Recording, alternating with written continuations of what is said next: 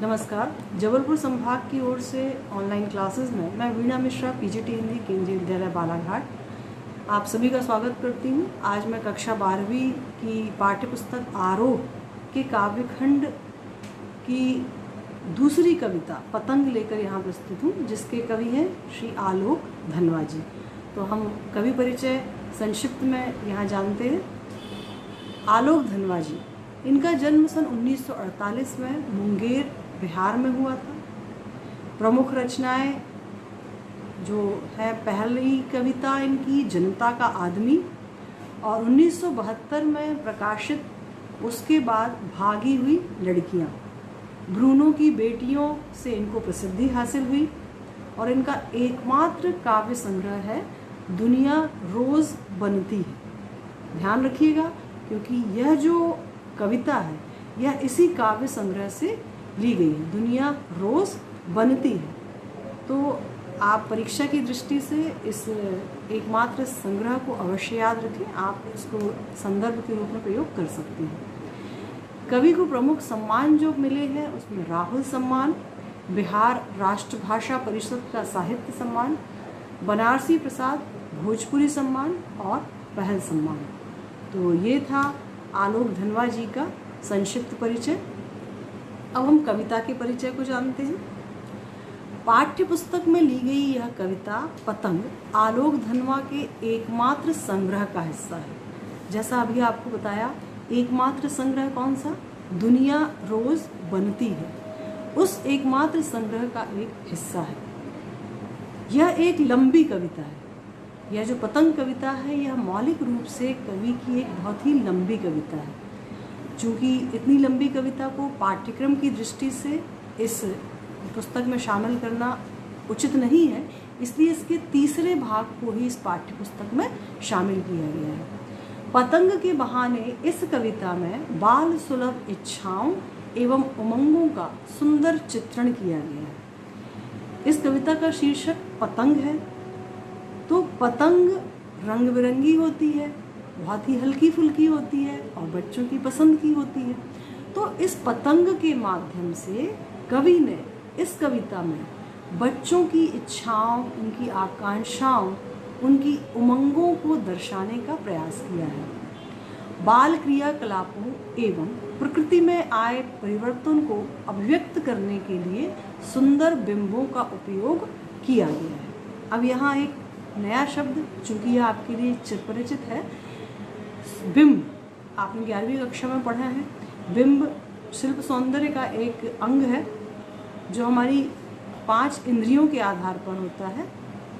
जो दृश्य का ज्ञान कराती हैं वो दृश्य इंद्रियां, जो श्रव्य का आभास कराती हैं वो श्रव्य इंद्रियां या श्रव्य बिंब, जो सूंघने से या नासिका से संबंधित होती हैं वे घ्राण इंद्रियां अर्थात घ्राण बिंब है। जो हमारी जिह्वा अर्थात स्वाद से संबंधित होती हैं वे स्वाद बिंब, और जो स्पर्श का आभास कराते हैं वो दृश्य बिंब। इस तरह से कवि ने यहाँ मुख्य रूप से 3 बिंबों का प्रयोग किया है, दृश्य, श्रव्य और स्पर्श। तो इन बिंबों के सहारे कवि ने यहाँ पे बच्चों के क्रियाकलापों, उनकी गतिविधियों, उनके खेल को दर्शाया है।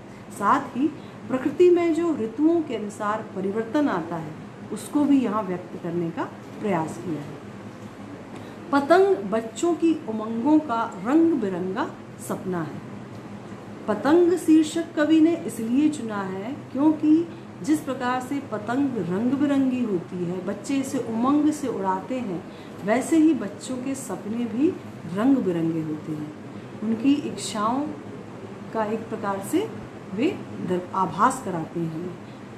आसमान में उड़ती हुई पतंग ऊंचाइयों की वे हदें हैं बालमन जिन्हें छूना चाहता है। पतंग आसमान में उड़ती हैं और उस सीमा तक उड़ती हैं जहां हम पहुंच नहीं पाते, किंतु बच्चों का मन, उनकी जो कल्पनाएं हैं, उनकी जो आकांक्षाएं हैं वो आसमान को छूती रहती हैं। तो पतंग के माध्यम से कवि ने उन्हीं इच्छाओं और आकांक्षाओं को दर्शाया है। कभी कभी तो ये बच्चे उन हदों को भी पार करके आगे जाना चाहते हैं, आगे बढ़ना चाहते हैं।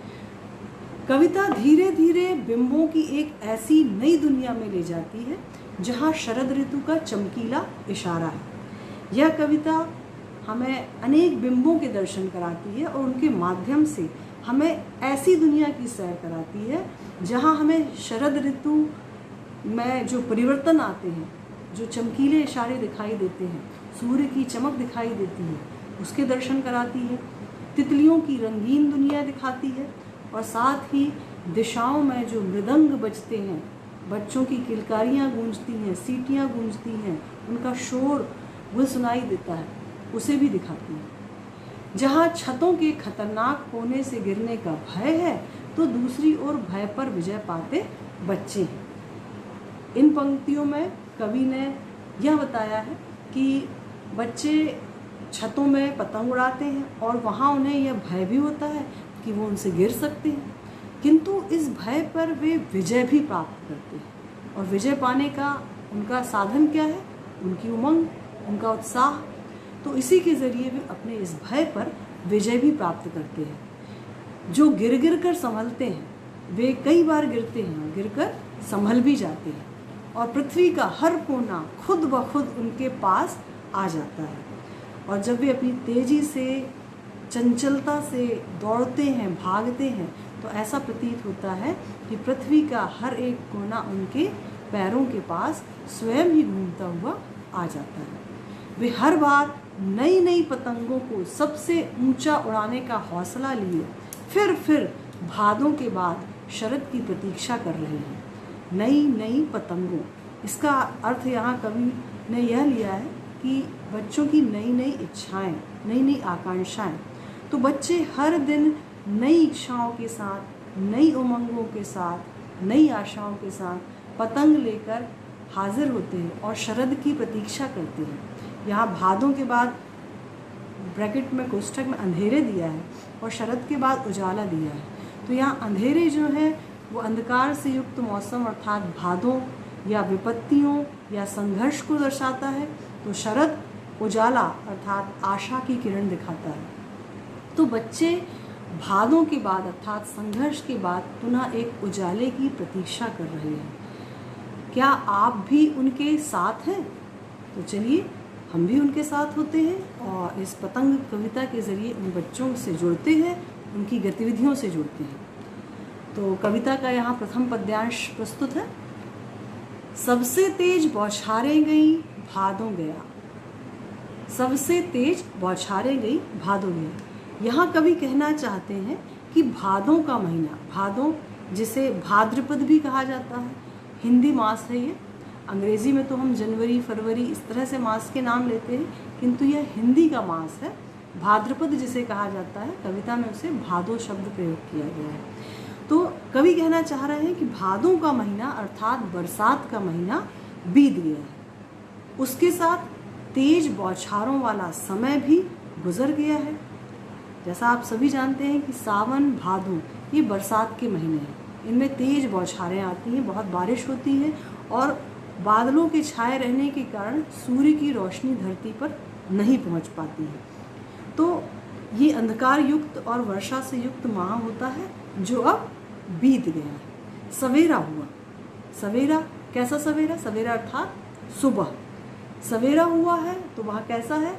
खरगोश की आँखों जैसा लाल सवेरा। आप नीचे चित्र में देख सकते हैं, खरगोश की आँखें लाल हैं और जो प्रातः काल का, उषा काल का सूर्य है वो भी पूरा लाल है।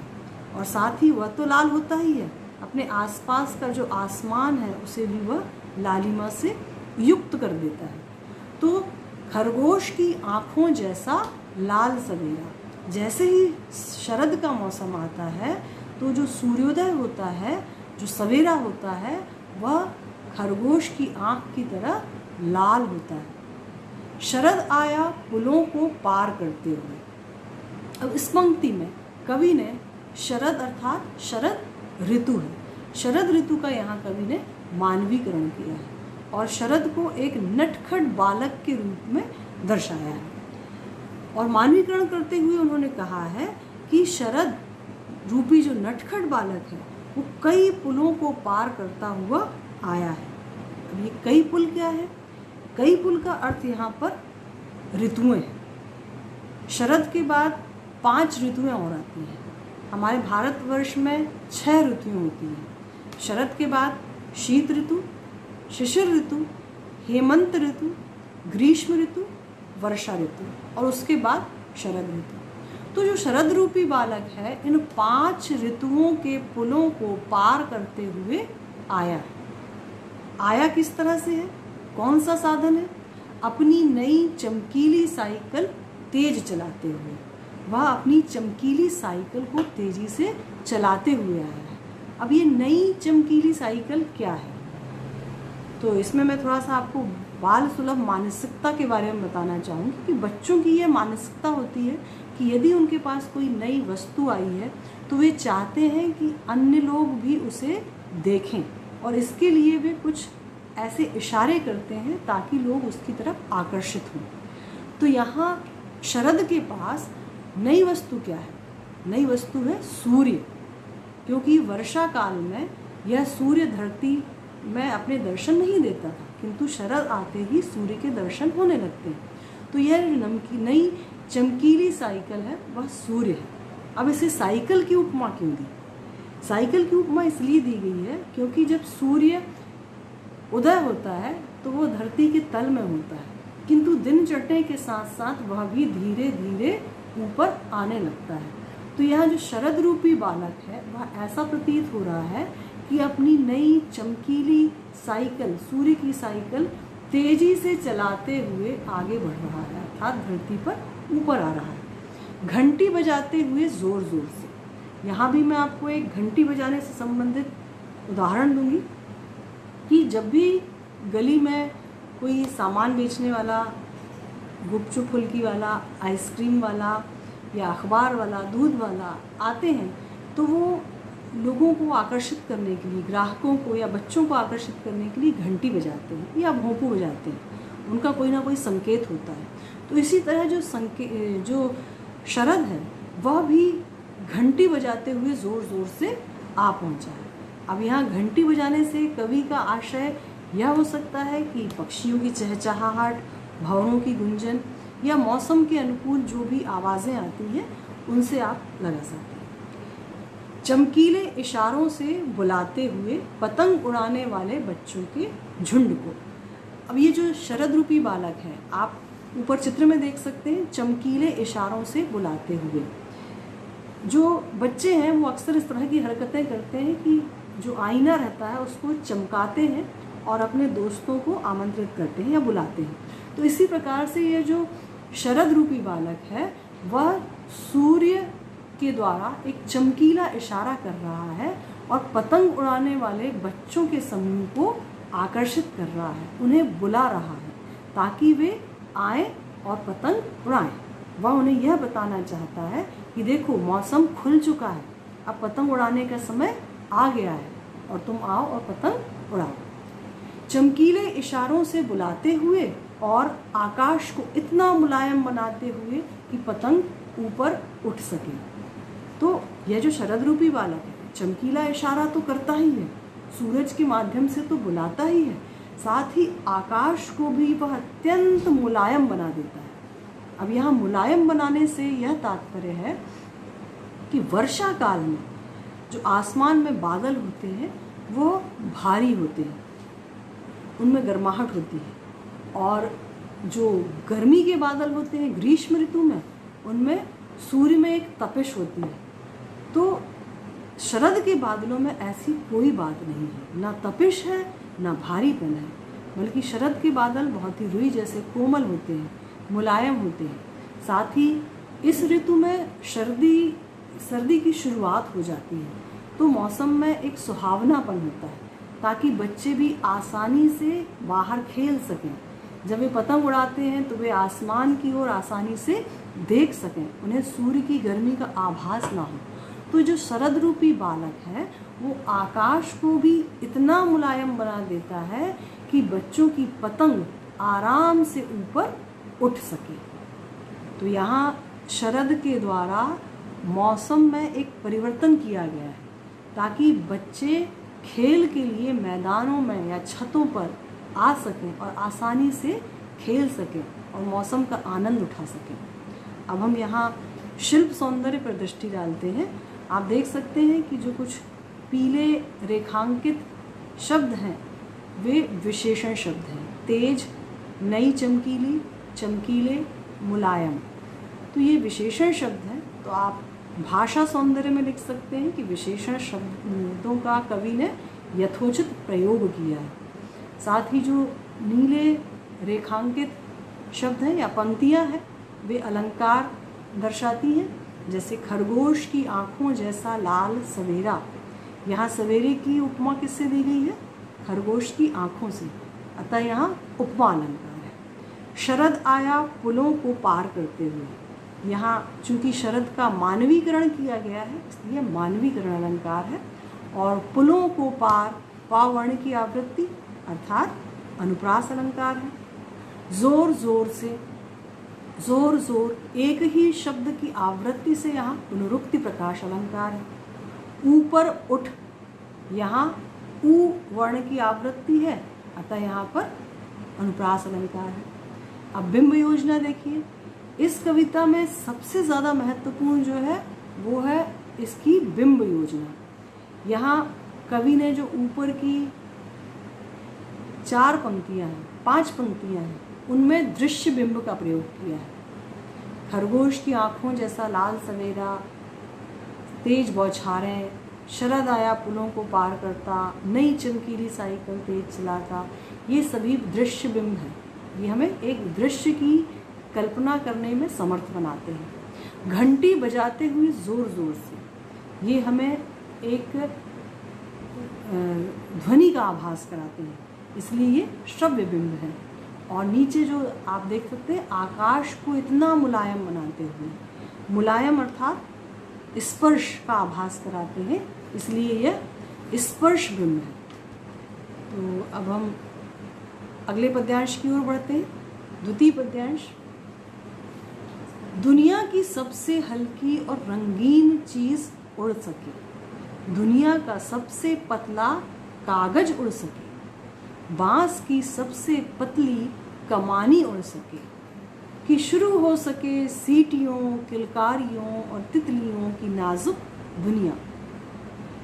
ये जो 5 पंक्तियां हैं ये शरद की इच्छा को व्यक्त करती हैं कि शरद क्या चाहता है, शरद रूपी बालक या शरद ऋतु क्या चाहती है। चूँकि उसका मानवीकरण किया गया है अतः उसकी इच्छाएं भी यहाँ बताई गई है। जो शरद रूपी बालक है वह चाहता है कि उसके आगमन के साथ ही दुनिया की सबसे हल्की और रंगीन चीज़ आसमान में उड़े। दुनिया का सबसे पतला कागज़, जिसे आप काइट पेपर कहते हैं, जिससे पतंग बनती है, आप चित्र में देख सकते हैं, या ताव भी जिसे कहा जाता है, वह काइट पेपर या ताव भी आसमान में उड़ सके। बांस की सबसे पतली कमानी उड़ सके। आप देख सकते हैं जो पतंग है वो एक बांस की खपच्ची के फ्रेम से बनी हुई है, उसी के सहारे वो पतंग आकार धारण करती है। तो शरद रूपी बालक चाहता है कि सबसे पतली कमानी बांस की है वह भी उड़ सके। तो समग्र रूप में जो शरद रूपी बालक है वह चाहता है कि पतले, रंगीन और हल्के कागज व बांस की कमानी से बनी हुई पतंग आसमान में उड़ सके। अब ये तो शब्दों के अर्थ था। अगर हम भाव के अर्थ के आधार पर इसको समझें तो कवि ये कहना चाहते हैं कि आकाश में जो बच्चे हैं उनकी हल्की और रंगीन कल्पनाएं, जो नाजुक सी कल्पनाएं हैं, सुंदर सपने हैं, वे आकाश की उड़ान भर सकें। बच्चे खेल के माध्यम से, अपनी उमंग और उत्साह के माध्यम से उन सपनों को आकार दे सकें।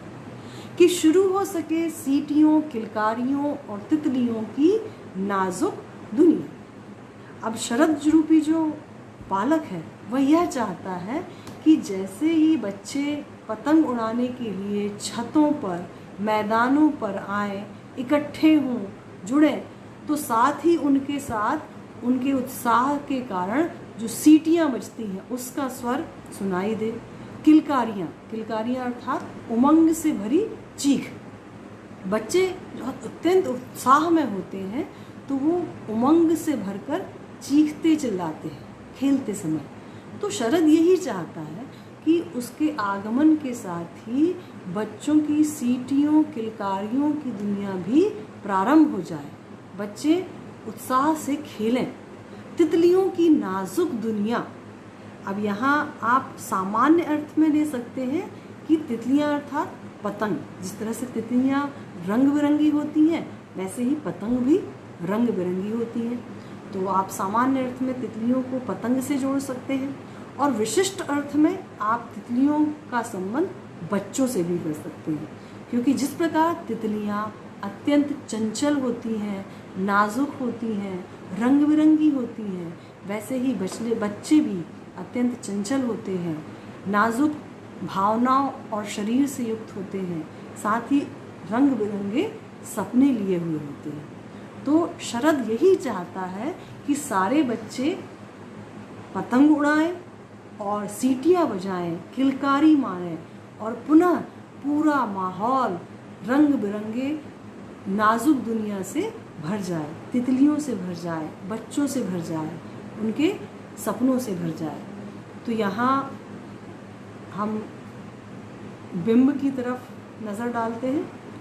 यहाँ ऊपर की जो 3 पंक्तियाँ हैं उनमें दृश्य बिंब है, क्योंकि वो एक दृश्य उपस्थित कर रहे हैं, एक पतंग का दृश्य उपस्थित कर रहे हैं कि कैसा हल्का और रंगीन कागज़ होता है, पतला कागज़ होता है, बाँस की पतली कमानी होती है।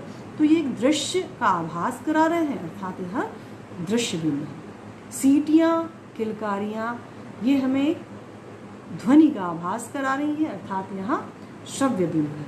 और तितलियों की नाजुक दुनिया ये एक स्पर्श का आभास कराती है, इसलिए इसमें स्पर्श बिंब है। अब यहाँ एक और चीज़ आप देख सकते हैं, उड़ सकें उड़ सकें उड़ सकें। प्रथम 3 पंक्तियों में यह एक नाद सौंदर्य डालता है, तो इसको आप अंत्यानुप्रास या नाद सौंदर्य के रूप में भी शिल्प सौंदर्य में दिखा सकते हैं। और विशेषण शब्द है नाजुक, पतली, पतला, हल्की और रंगीन। तो भाषा सौंदर्य में आप इन शब्दों का दृष्टांत दे सकते हैं और अपने भाषा सौंदर्य को और अच्छा बना सकते हैं। तो बच्चों, ये आज हमने इस कविता के प्रथम और द्वितीय 2 पद्यांशों को शामिल किया है ताकि आप सहजता से इन्हें समझ सकें। अगले 3 पद्यांश लेकर हम अगली कक्षा में प्रस्तुत होंगे। तब तक के लिए आपको कुछ गृह कार्य देते हैं। जो मैंने समझाया है वही गृह कार्य है। निम्न बिंदुओं के आधार पर कविता का काव्य सौंदर्य लिखें। पहला भाषा, दूसरा अलंकार और तीसरा बिंब योजना। तो जो कुछ आज हमने समझा है उसके आधार पर यह गृह कार्य आप अपनी ही नोटबुक में लिखें। धन्यवाद। पुनः नई कक्षा के साथ मिलेंगे।